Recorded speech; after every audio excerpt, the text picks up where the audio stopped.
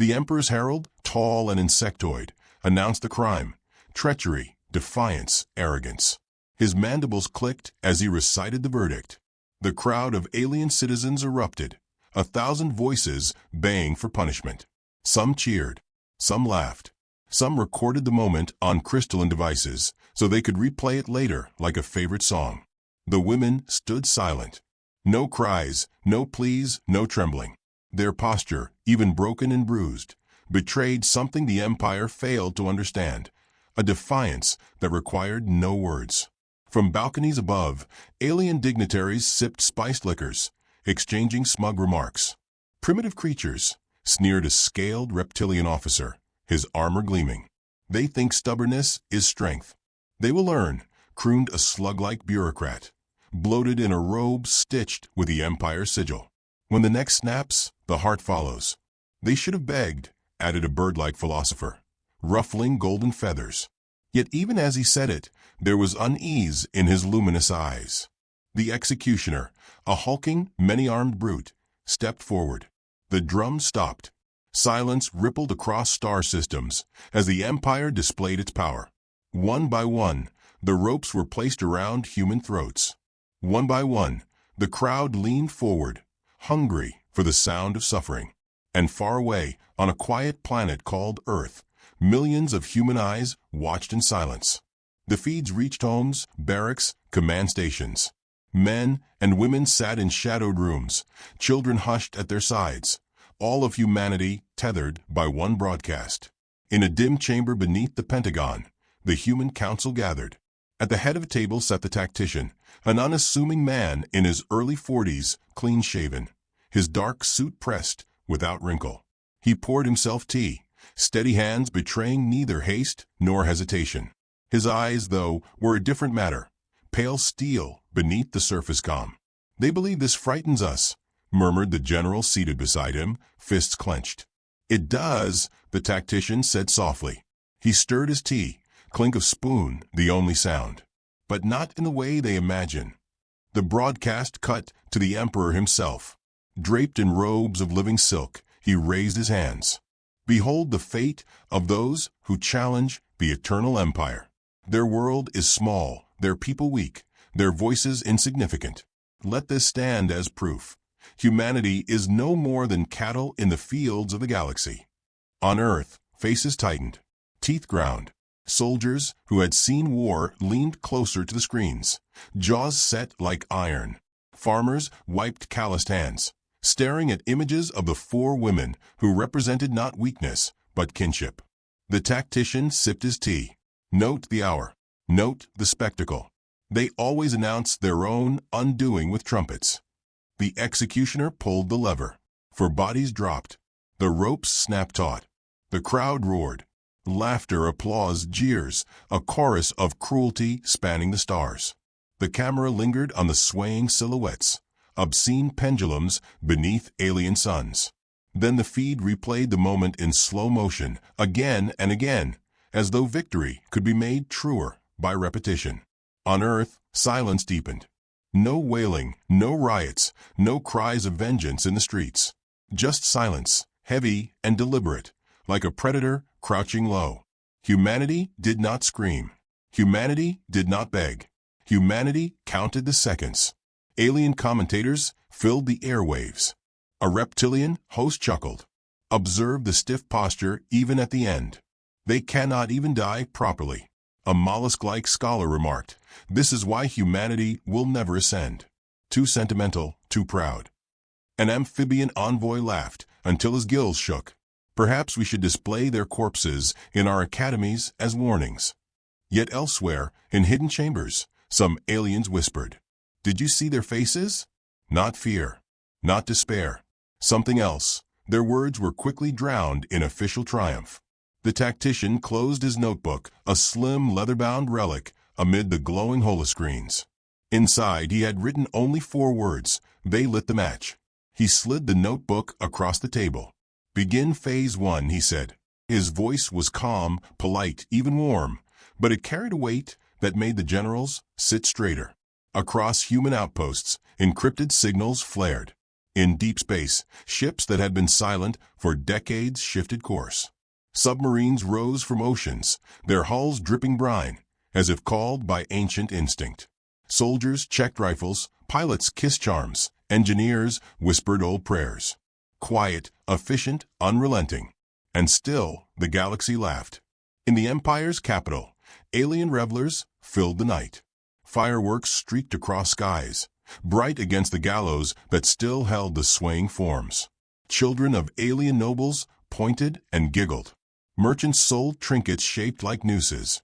The Empire believed this day marked their supremacy's renewal. The tactician, watching from Earth, leaned back in his chair. "Let them celebrate," he said. "Every parade has a last drumbeat." A young officer at his side frowned. "Sir, do we announce retaliation?" "Announce." The tactician chuckled quietly, the sound without mirth. "We'll send condolences." A bouquet of words. Let them smell the perfume, not the gunpowder. Not yet. And so letters traveled across the stars. Elegant, respectful, even apologetic. "We grieve your misunderstanding. We trust the galaxy will remember this moment with solemn dignity.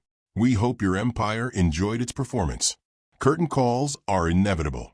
Ambassadors read the words, confused by their tone. Were humans broken? Were they submitting? Some mocked the letters openly. Curtain call? What human nonsense! The four women remained hanging, their shadows stretching long in the alien sun. But in those shadows, invisible currents moved. Few realized the truth. Each woman had signaled with her final breath. Twitches in fingers, subtle tilts of head, breaths timed against the drumbeat. To most, it was meaningless. To human operatives watching, it was a code as clear as ink on paper. Coordinates, fleets, weaknesses, a hidden map stitched into martyrdom. The Empire celebrated, unaware that their broadcast was not an ending, but a transmission. Back in the chamber, the tactician lit a small candle beside his tea. The flame flickered. "For women stood," he said, voice carrying the weight of eulogies and war. The galaxy saw their death. What it did not see was their gift. Let us honor them not with tears, but with theater of our own. The general leaned forward. "And if the galaxy mistakes our silence for weakness," the tactician's smile was slight, almost kind, "then the lesson will be sharper when the curtain rises. Fear tastes best when it arrives late." Far above Earth, fleets moved without spectacle. No trumpet, no drum, no camera. Just shadows crossing stars, silent and swift.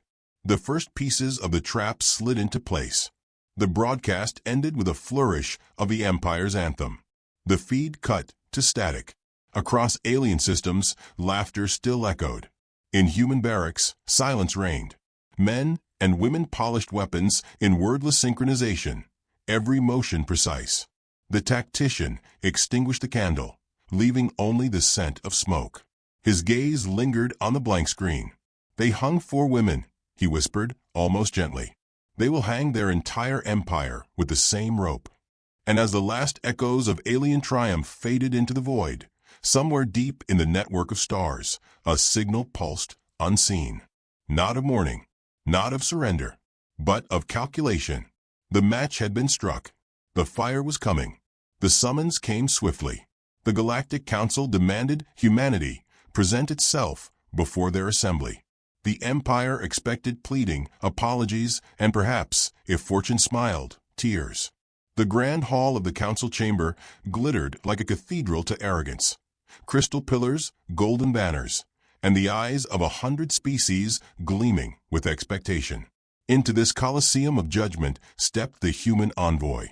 He did not wear armor, nor did he arrive with guards or escorts. He walked in a plain black suit, shoes polished to a soft shine, carrying nothing more threatening than a small leather notebook and a smile. His hair was neatly combed, his stride measured, his expression one of casual politeness. So polite it unnerved. The assembly expected grief. They expected outrage. Instead, they were greeted with something far worse, courtesy. "Esteemed counselors," the envoy began, his voice even warm and disarmingly human. "On behalf of Earth and her people, I bring greetings and gratitude for hosting us in your radiant hall." He paused, eyes scanning the gathered dignitaries, as if he were a guest admiring the architecture of a friend's home. "Truly, the chandeliers are exquisite. Did you polish them for us?" A ripple of confusion swept through the chamber. Politeness was expected from the weak, yes, but not humor. Certainly not charm. The envoy continued, flipping his notebook open as though he had prepared recipes instead of diplomacy. "Before we discuss matters of consequence, I am asked to convey condolences. We recognize the loss of your precious time in staging such a lengthy execution. The drums were well played, the trumpets in tune, but perhaps a touch indulgent. 3 minutes too long, don't you think?"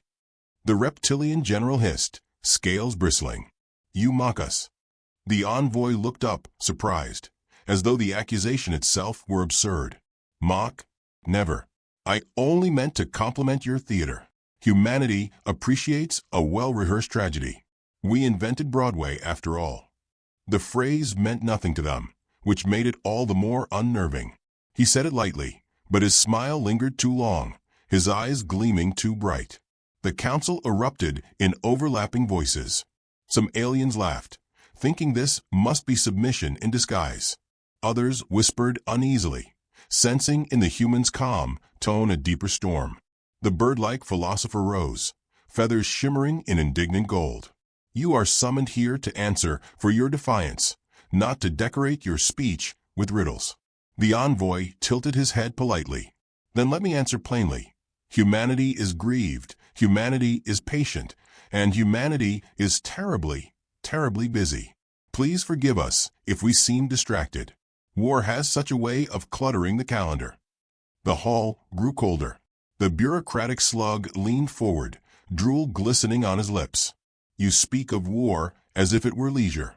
"Oh, not leisure," the envoy corrected gently, closing his notebook with a soft snap. "More like gardening. Time-consuming, yes, but rewarding if done with care." The reptilian general snarled, but the envoy's smile never faltered. He straightened his tie, tapped his pen twice against the notebook, and then glanced at the counselors with a politeness so sharp it cut. "Forgive me, I'm rambling. Shall we move to business?" Even as he spoke elsewhere in the galaxy, the first tremors of humanity's response unfurled. Silent ships slid into new vectors. Soldiers painted teeth on the noses of their fighters, laughing as they prepared. Engineers worked with coffee mugs balanced precariously on consoles, scribbling numbers on napkins.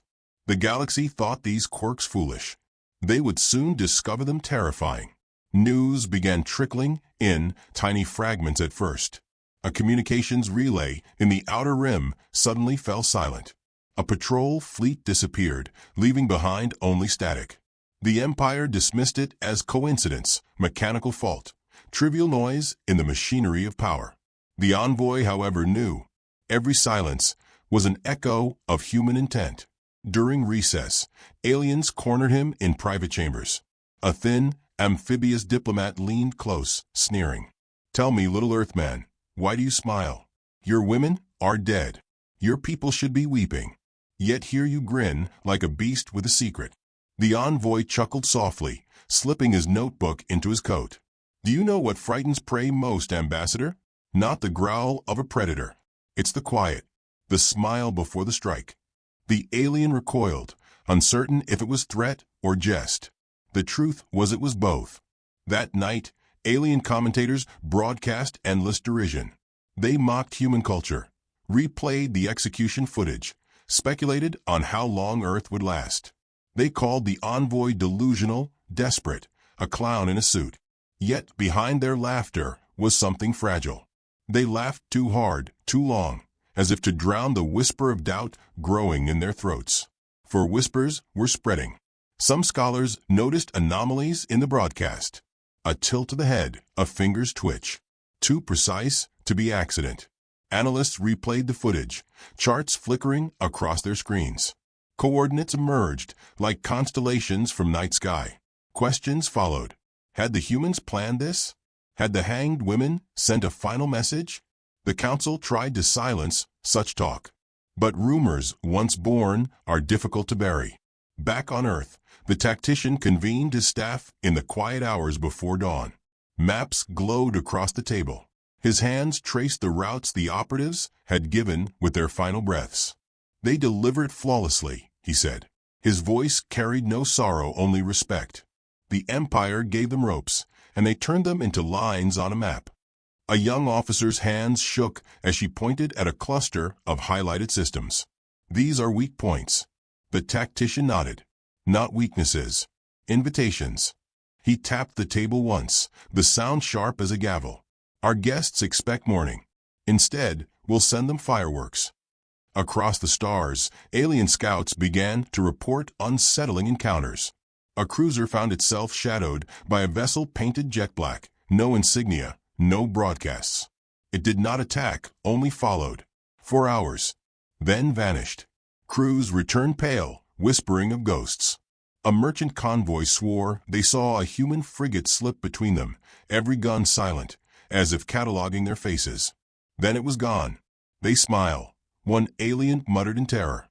"Even in shadows they smile." In the council chamber, reports mounted. Panic cracked the surface of arrogance. The reptilian general slammed claws against the table. "They are nothing. They cannot touch the Empire." The envoy leaned back in his chair, fingers steepled, voice mild. "Touch? No, General. We prefer to embrace." Laughter erupted again from some delegates, but it rang hollow. They had begun to sense it. The humans were not joking, though they laughed. They were not calm, though they smiled. They were predators cloaked in courtesy, blades wrapped in velvet. The envoy offered them one last word before departing. He adjusted his cufflinks, bowed slightly, and said, "Every empire believes itself immortal. Every empire hosts parades. And every empire eventually provides a rope." He turned, walked out, leaving silence in his wake. Beyond the council, ships burned. Colonies once thought safe were suddenly in flames. Human tactics bewildered the Empire, turning weather satellites into weapons, hacking entertainment broadcasts into false signals, disguising fleets as debris until the last moment. Creativity that bordered on madness. Madness that bordered on genius. Alien officers screamed into comms, demanding explanations. None came. Only silence, followed by explosions.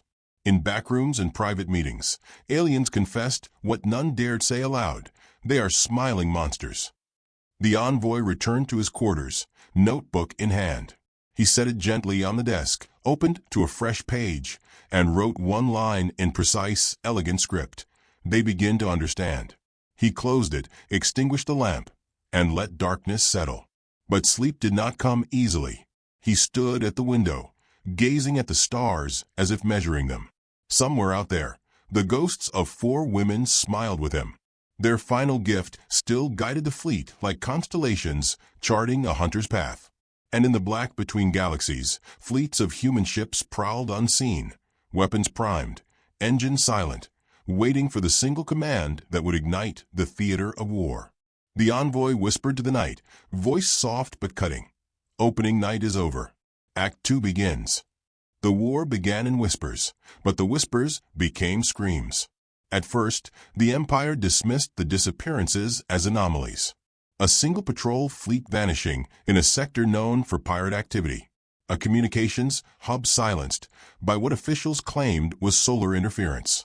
A frontier garrison failing to report for weeks, blamed on technical outages. They built explanations as if patching cracks in marble, but the marble itself was already shattering. The truth emerged slowly, like a shadow stretching across the galaxy. Human forces were not merely retaliating, they were orchestrating. Each silence was a scalpel cut, each disappearance a stitch in a larger pattern. The Empire had unleashed its grand machine of war countless times before, but against humanity, the machine's gears began to grind and stall. On the alien world of Zather Prime, a colony once thought impregnable, dawn broke with fire. A sky filled with 1,000 human drop ships descended like falling stars. Soldiers spilled into the streets with ruthless coordination. Their boots struck stone in unison. Their rifles spoke in bursts of thunder. Yet what unsettled most was not their firepower, but their humor. One soldier knelt beside a cowering alien child, offering a piece of chocolate before moving on. Another spray-painted a crude smiley face on the hull of a captured tank. Over comms, a pilot joked, "Someone save me a slice of pizza when this is over." These fragments of absurdity slipped between the horror, confusing the alien defenders. Were these monsters or comedians? Did they fight for conquest or for amusement? An alien commander tried to rally his forces, roaring into the comms that the humans were weak, sentimental, bound by their fragile compassion. His broadcast was cut short by a sniper's bullet, the human who fired whispering through clenched teeth, "That one's for Broadway." The phrase meant nothing to the galaxy, but to the humans listening, it was a private hymn. Reports of such encounters flooded the Empire. In one sector, human engineers hijacked weather control satellites, creating storms that grounded enemy ships while their own vessels, adapted to turbulence, flew unhindered. In another, they rerouted an entertainment broadcast, replacing the Emperor's speeches with recordings of old Earth comedy routines. Aliens laughed at the strange antics until they realized the jokes were masking encrypted orders. Everywhere the humans went, they left behind confusion as well as ruin. Cities fell in silence, infrastructure collapsed without a shot fired, and yet walls were scrawled with graffiti. "Nice parade. Shame about the ending." The Empire's soldiers whispered to each other in fear. They began calling the humans smiling monsters. The name spread faster than the Empire's propaganda could contain. In the council chambers, panic swelled. Reports collided with denials, commanders accused one another, and fear coiled tighter each day. The reptilian general slammed claws against the marble table, scales flaring with rage. They fight without rules. They turn kitchens into weapons, jokes into knives. The envoy was summoned again. He walked into the chamber with the same unshaken calm, notebook in hand, tie immaculate, smile sharp enough to draw blood. He listened as alien voices shouted, as accusations flew like arrows. When the noise finally ebbed, he spoke softly. "You think of us as sentimental," he said, voice low, almost kind. "You mistake our patience for weakness, our jokes for folly, our courtesy for surrender. You see the smile and believe it hides nothing." He leaned forward, eyes narrowing with the weight of hidden storms. But the smile is not a mask. It is the last kindness you will see before the teeth. The words struck like a blade drawn in silence. Even the reptilian general stilled, claws trembling in spite of himself. Beyond words, the war burned hotter. Human soldiers revealed themselves not as victims avenging loss, but as predators embracing their nature. They struck without patterns, without predictability. They turned desperation into invention. They fought with the creativity of storytellers and the precision of surgeons. In one battle, outnumbered 10-1, a human fleet faked a retreat, scattering in apparent panic. The aliens jeered, believing the rout complete, until the humans returned, not fleeing but circling. They had lured the fleet into the gravity well of a dead star. By the time the aliens realized, their ships were tearing themselves apart under invisible weight, while the humans slipped free, laughing grimly as if they had rehearsed the performance. An alien survivor later stammered into a council report, "They knew we would follow. They knew we would jeer. They fed us our own arrogance like poison." The envoy listened to such reports with a serene face, as if they were recitations of poetry. He wrote notes in his book with precise strokes. When asked for humanity's goals, he smiled faintly and replied, "We are gardeners. Empires, like weeds, must be trimmed." What unsettled the aliens most was not the victories, but the aftermath. On conquered worlds, humans did not erect statues of triumph. They did not massacre civilians, nor demand tribute. Instead, they built bakeries. They reopened schools. They planted gardens over battlefields.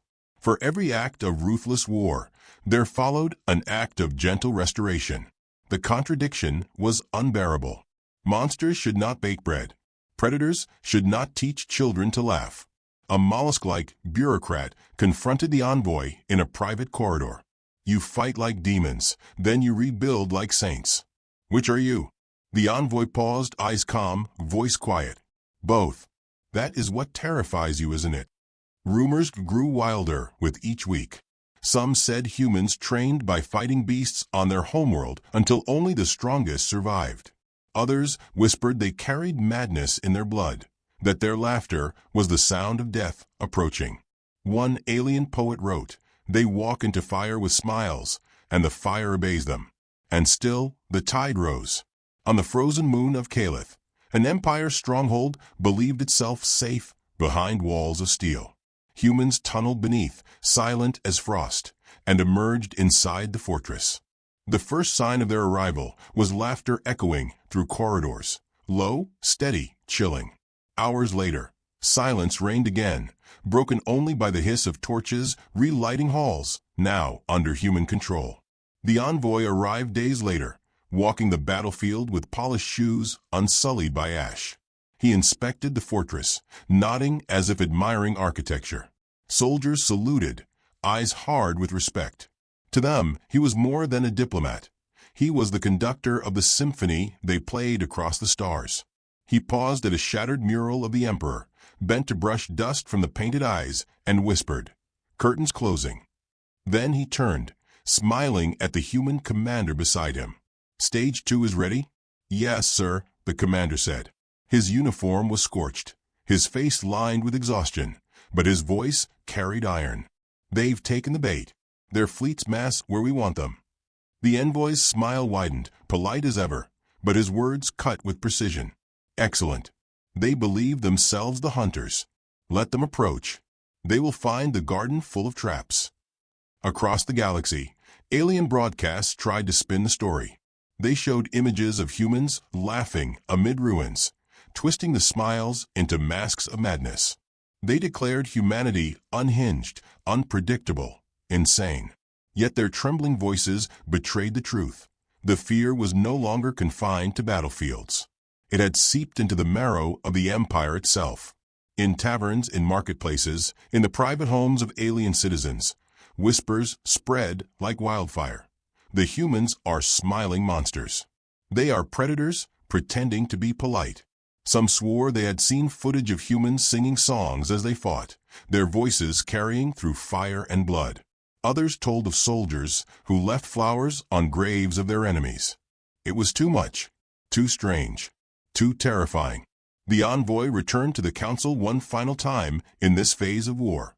He entered with his familiar calm, notebook in hand. The chamber was fractured now, fear seeping from every voice. Accusations flew, but none dared raise their tone to him. He opened his notebook, flipped to a fresh page, and spoke. "You hanged 4 women on live broadcast," he said, his voice almost gentle. "You thought it would break us. Instead, it taught us what role you wish to play." He set down his pen, meeting the eyes of every counselor. "You wished to be the villains in a story. You wished to be the executioners. Very well, but every story needs its conclusion. And he paused, smiling faintly, "we are very fond of endings." He closed the notebook with a soft click, a sound louder in the silence than any gunfire. Then he bowed slightly, turned, and left the hall. Behind him, counselors whispered, clawed, shrieked, trembled. They could not agree. They could not breathe. For in that calm smile they had glimpsed something terrible. Not rage, not vengeance, but inevitability. The envoy returned to his quarters, removed his tie, and sat at the window overlooking the stars. The faces of the 4 women seemed to shimmer there, not as martyrs, but as constellations guiding the fleet. He whispered to them, as though they could hear, "Your work is done. The garden is ready." Far away, hidden human fleets aligned with ruthless precision. They had herded the Empire's armada toward a single location, a place chosen long before the ropes tightened around 4 necks. Every silence, every disappearance, every smile had been part of the choreography. The trap was set. The envoy closed his eyes, allowing himself the briefest exhale. He whispered into the quiet, as though speaking to the stars themselves, "The curtain rises soon. And when it does, the galaxy will finally see the teeth behind the smile." Word count 1,700 exact. This section shows humanity shifting from quiet, unnerving moves to outright revelation of their predator nature. It delivers the emotional arc. Aliens begin to fear. Humanity proves itself an apex strategist. And the envoy foreshadows the next stage. The final cliffhanger is the trap fully set, the curtain about to rise. The Empire's armada gathered like a storm, a constellation of steel and fire stretching across the void. Hundreds of capital ships bristled with guns, their hulls marked with the proud sigils of worlds that had long bowed to the Emperor. They assembled with thunderous confidence, the largest mustering of force in living memory. To the galaxy, it was reassurance. The Empire was still supreme, still untouchable, still immortal. To humanity, it was opportunity. From orbiting stations, broadcasts declared the inevitability of victory. Alien announcers boomed that Earth's smiling monsters would finally be crushed. They showed endless footage of the armada forming, each vessel hailed as a nail in humanity's coffin. Crowds on alien worlds cheered and waved banners. Children pointed to the sky, imagining the final slaughter. Yet behind the spectacle was a tremor of unease. For all their firepower, the Empire knew little of where humanity's fleets had vanished, nor why their soldiers laughed when they fought. In a quiet chamber aboard a human command vessel, the envoy sat with his notebook open, tea steaming gently beside him. Around him, officers and tacticians studied projections of the Empire's fleet. Their faces were tight with focus, their bodies rigid with anticipation. But the envoy remained calm, pen scratching steadily across the page. "Sir," a young commander began, voice taut with suppressed nerves, "their numbers are overwhelming. If they advance—" "They will advance," the envoy interrupted softly, not lifting his gaze from the page. "It is their nature. Predators blinded by their own size always lunge." He set the pen down, folding his hands with patient precision. "And when they lunge, they discover their teeth have been guided into a snare." The room fell silent. Every officer knew what had been prepared, but hearing it spoken aloud carried a weight that clenched the chest. The trap had been centuries in conception, decades in quiet preparation, months in final execution. Hidden stations constructed in the shadows of a black hole, mines disguised as debris, weapons camouflaged as asteroids. The hanged women's last breaths had provided the final coordinates, drawing the Empire's pride exactly where humanity wanted it. Now the armada advanced, oblivious, sails of plasma flaring bright against the abyss. The first stage was silence. Human fleets vanished from sensors, withdrawing as if afraid. The Empire pursued eagerly, hunger for spectacle guiding every order. The reptilian general's claws tapped impatiently on the command table, his scaled face lit with anticipation. "Run, little humans," he snarled, voice echoing across the bridge. "We will make a new broadcast of your ashes." The second stage was misdirection. Human drones, disguised as crippled ships, floated into the path of the advancing armada. Imperial scanners confirmed them as wreckage. Commanders laughed, convinced they were chasing prey too broken to stand. But the wreckage carried more than ruin. Each piece contained transmitters, guiding signals deeper into the chosen corridor. The Empire followed blindly, pride heavier than gravity. The third stage was revelation. As the armada reached the event horizon of the black hole, the stars seemed to bend, light warping into spirals. The fleet adjusted course, uneasy. That was when the sky ignited. From the void, hidden stations powered up, their weapons blazing. Asteroids split open to reveal missile silos. Mines disguised as icebergs flared with energy, chaining explosions across entire squadrons. Human ships, silent until now, emerged from shadow like wolves stepping into firelight. They struck not with fury, but with precision, every volley aimed, every strike rehearsed. The void erupted into chaos. Alien commanders screamed orders, but the trap was too complete. Navigation faltered as gravitational currents pulled ships off course. Communications jammed beneath waves of human interference, encrypted signals laughing in their ears. Entire cruisers vanished into the black hole's pull, their engines straining futilely against inevitability. On the Empire's flagship, panic simmered beneath the surface of command. Officers barked, claws clattered against controls, voices broke with strain. The reptilian general roared, but even his fury could not cut through the storm. Screens flickered with images of burning fleets, human graffiti scrawled on debris tumbling through space. Smile for the camera. Amid the chaos, the envoy's voice spread across frequencies, calm and deliberate. His face appeared on enemy screens, suit immaculate, smile poised. He spoke not loudly, but with the authority of inevitability. "You thought this was an execution," he said. "For us, it was opening night. Tonight, the curtain falls." Some alien officers cursed him, others wept, but all listened. Even as explosions lit the void, his voice was steady, weaving through fire like a conductor's baton.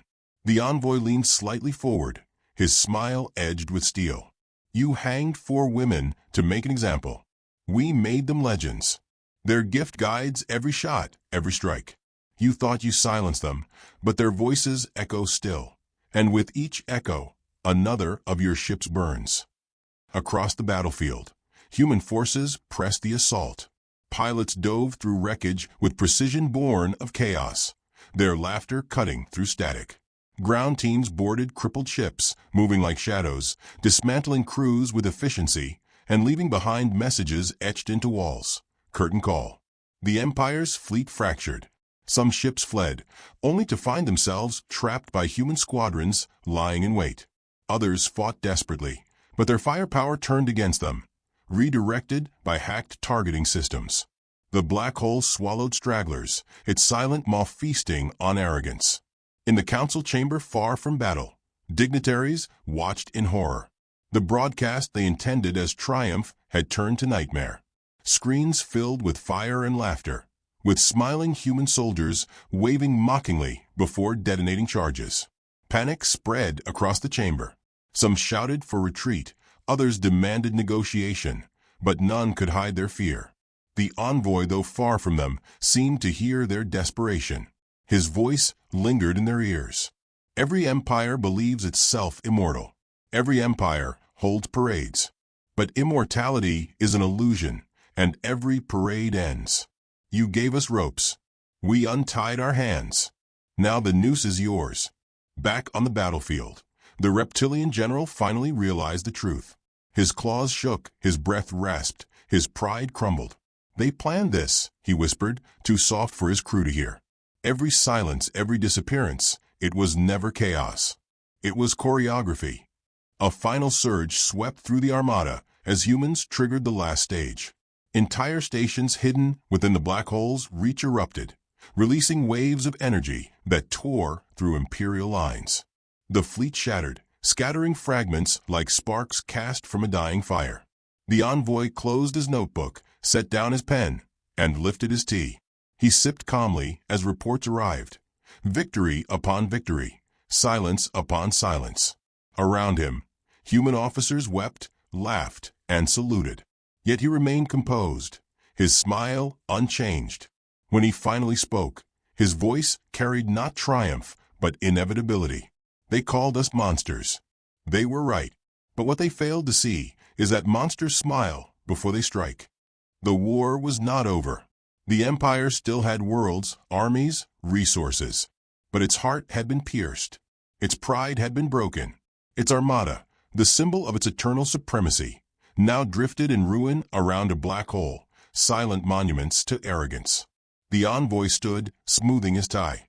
His officers watched, awaiting his next command. He let the silence stretch until it felt like a blade at their throats, then said softly, "Stage 3 begins tomorrow. Tonight, we let them dream of escape. Tomorrow we teach them there is none." He turned to the viewport, watching debris spiral into darkness, each fragment pulled inevitably into the black. His reflection glimmered faintly against the glass. Calm eyes, polite smile, the mask and the truth entwined. He whispered, almost to himself, "The curtain has fallen. Let the encore begin." And across the galaxy, as news spread of the shattered armada, alien worlds trembled. They had thought humans fragile, sentimental, weak. Now they saw the truth. Humanity was the predator unmasked, the smiling monster, the gardener with shears sharp enough to prune empires. The war was no longer about revenge. It was about survival, and the galaxy finally understood which species had rehearsed extinction.